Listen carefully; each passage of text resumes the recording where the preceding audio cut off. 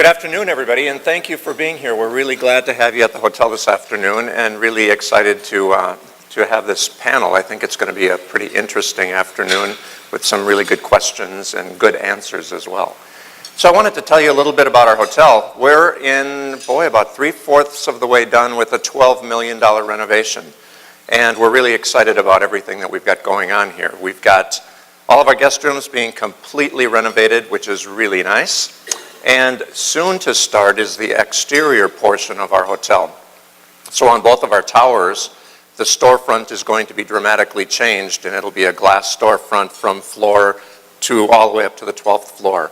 And we're expanding all of those corner rooms, so we're going to have huge suites that we don't have today. So it's going to be a really exciting project, and we're looking forward to having that all being completed by about the middle of September of this year. So if you would like to get a grand tour, we'd love to do that because we've got some great rooms to show right now. And a lot of other upgrades are happening all through the convention level as well. We're also really proud of our TripAdvisor ratings. And I always like to talk about that. We've got an incredible team of people at our hotel. And our TripAdvisor ratings were number 15 in the downtown, midtown, and Buckhead area for total hotel ratings, which we're really, really proud about. My goal is to get us into the top 10, but we're really happy in our number 15 ranking. And Fandangles, which is our restaurant, is number 2 on TripAdvisor out of 3,200 restaurants in the city of Atlanta. So we're really excited about that as well. Thank you. So we will get started with our questions, and first will be Trista. The question is, what is the best way to communicate between client, housing company, and hotels when overbookings occur, such as stopping walks before they happen, that kind of thing? Right. Well, I think the most important thing is to start out with the contract. I mean, you really have to know your history and know your attendees so that you block the appropriate amount of rooms. I think that's important for yourself and also the hotel. And then for the contract, you need to make sure you include the clause about walking attendees and making sure that they're treated with extra care and that they're brought back the next day. Also think it's important to share with the hotel things like what your wash is historically. We have a very low wash of only 6%, so it's very important to us to make sure the hotels know that because they kind of calculate what they think the wash is going to be, and you can correct me if I'm wrong, but they usually guess about 10 or 11%. So just to make sure you're very informative with the hotels. Also, we send a weekly pace report so that they can see where we are. And a couple weeks before the meeting, we always want to reach out to our hotels and see if they anticipate any problems because it's much easier to move somebody before they get to the hotel. But if we do get on site and we have those last minute problems, it's very important to us to have the hotel tell us that day so we can look at the arrivals and let them know if there are VIPs that we want flagged as not walkable. And then, of course, let us know the next day who they did walk and when they're bringing them back to the hotel. I think just, keeping open communication throughout helps avoid any major problems. Very good. Any other comments from anybody else on the panel? Well, I would emphasize it's good to have a strong relocation clause in your contract, and ours in our contracts it's pretty punitive to the hotel if they do walk. So it's a real incentive to the hotel not to walk our attendees, and I think they sometimes skim over it when they're signing the contract, and when it does happen, which is not very often, our people just don't get walked. Very good. Question number 2 for Bernie. How should the client and hotel work together to reconcile lowest posted rate with discount broker rates? Well, I think really for us, one of the most important things comes in the contracting stage and identifying what would be opportunities at the very beginning and how we want to work together to manage those and make sure that you don't start out with that problem. Then we try and have meetings on benchmark dates with all aspects. We really find communication, not only with the client, but the hotel community, the local CVB, on what's going on and what's changing, what else is happening in the city, and how can we work with this to make sure that everyone is in a good partnership. Very good. Any other comments, thoughts? Okay. Martin, question number 3. What are the ways that you encourage your attendees to book within your hotel blocks? I don't know if all of you are familiar with the 20 reasons to book within the hotel block that the ASAE put out on their website in the past few weeks or past few months. But we use that at Kellen, and we post it on our website, on our client event sites, and it lists all the basic, the basic ones, the reasons such as the camaraderie, the networking opportunities, the benefits that come with the room rate, the free internet, whatever you booked into your concessions list. The biggest one, though, and when you're talking about associations, it's a networking opportunity. If your people are booking at other hotels, they're just missing that drive time or transfer time in the morning and afternoons where they're not getting it. And I think if you haven't, I'll be glad to share the link with anybody that wants to get it. It's a really good list. I think you can, if you work on it, you can pare it down to about 10. But it's a good list, and then it's a good thing to share with your attendees. Great. Marilyn, what is the best way to communicate between client, housing company, and hotel to make certain commitments are being met in a timely fashion, allowing each other to adjust strategies, need be, that will benefit all parties? I think really it's understanding the customer, the needs and the objective of the meeting and the event. And I think that's critical from the end user and the customer perspective, obviously housing company and hotel. If it's an annual, is there anything that's changed this year from last year that might affect registration, might affect attendance? And if so, talk about that really on the front end. But I also think that kind of something that Bernie alluded to before, it's those benchmarks in time. It's that critical path in the planning process. All three parties will have deadlines. And so I think it's important for us to kind of collaborate and make sure internally, as we level set expectations, that the deadlines that we set are realistic for each other, so that we're kind of working together around that same common goal. And I also think it's important, at least from the hotel side, that we share kind of our critical path or our process, maybe even a checklist at the very beginning stages. So that way, if there's anything that needs to be moved or isn't flexible or isn't realistic, then we can modify that to make sure that it works for the housing company and our client.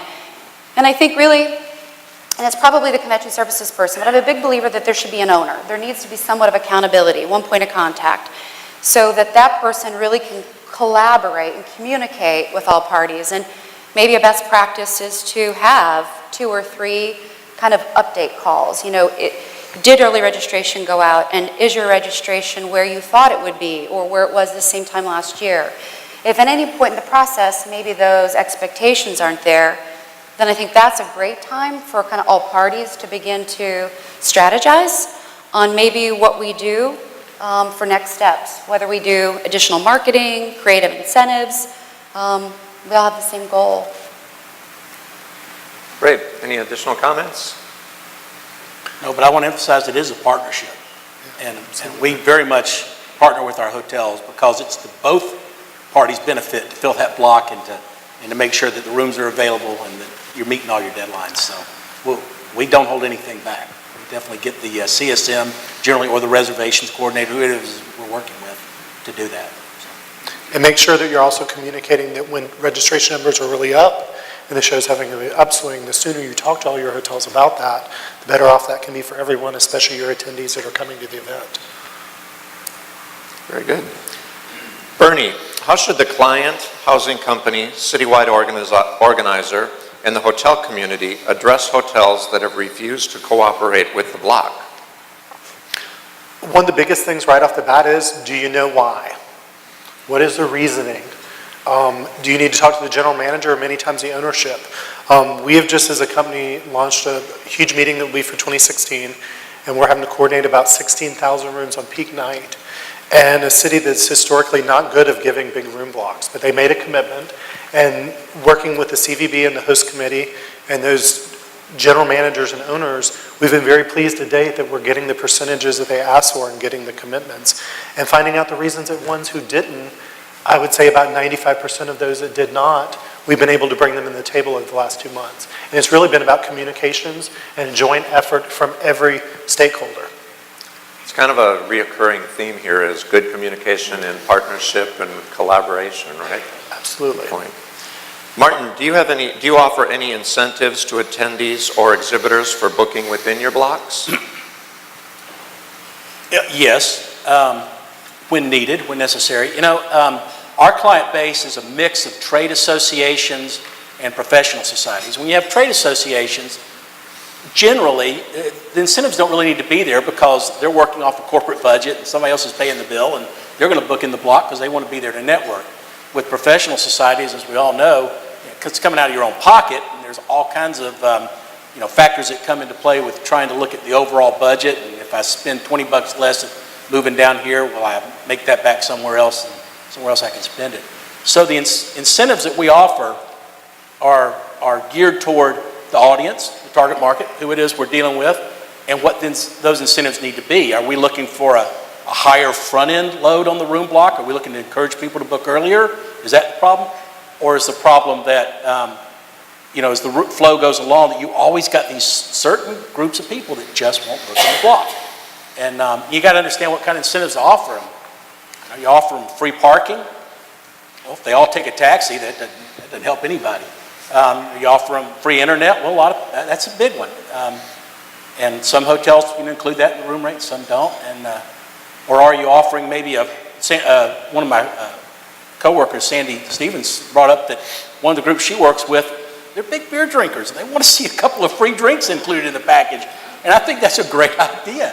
I think that's something that the hotel can offer as an incentive. Here's a couple of tickets to the bar, a couple of free drinks. I don't know. It just depends. So, good deal. Marilyn, what does true partnership look like between the client, the housing company, and the hotel?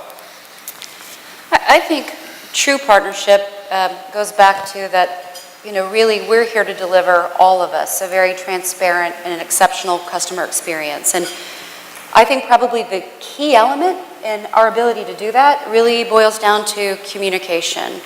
I think open, transparent, authentic communication back and forth. Probably sometimes that partnership can be tested if you have to work through an opportunity.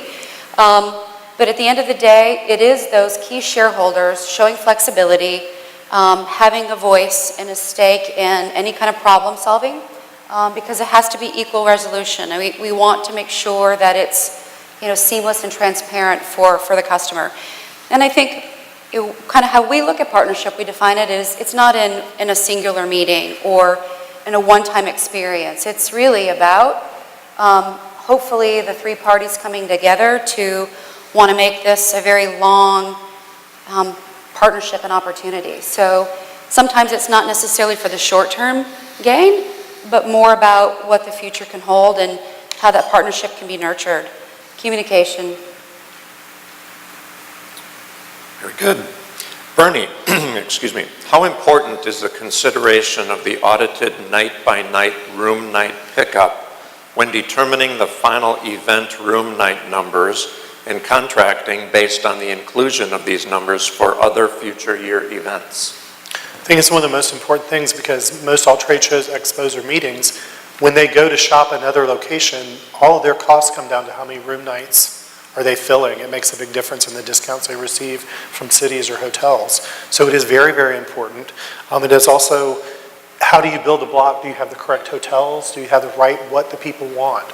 We're finding more and more, much like the airlines, and much of our life, you have to create personalized experiences for your attendees and your exhibitors, and that comes right down to what they're booking. So you have to give them options and let them personalize their experience to make it better for them. The audit numbers help prove where they are, what they're wanting, how you can go back to a hotel and be a good partner and say, this is what I want and this is how I know why. Very good.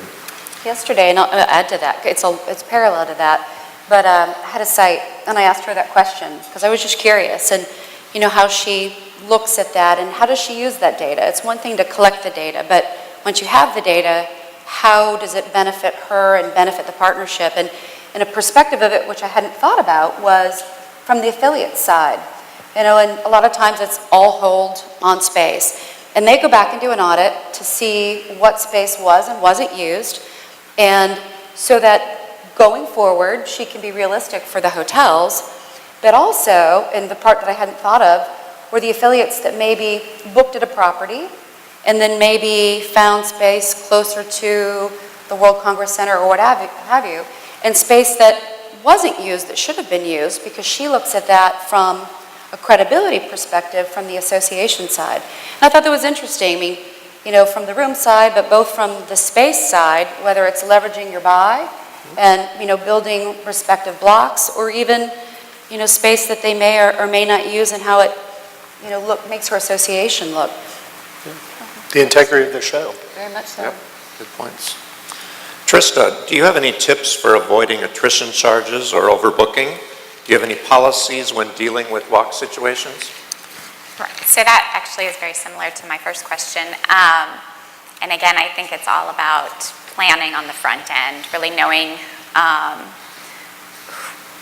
what your attendees want, having a very good understanding of what your room block looks like, as far as how many nights you need, what kind of hotels you need, what kind of rates you need.